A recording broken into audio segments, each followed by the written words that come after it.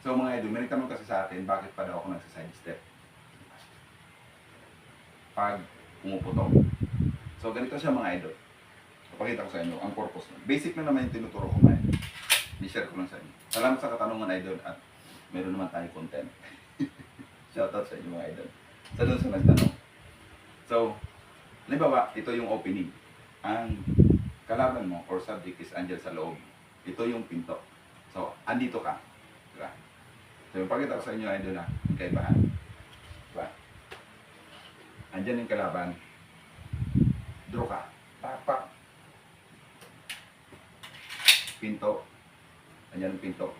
Dito ka mag-change mark. Ibig sabihin mga idol, naka-open ka sa kalaban. Diba?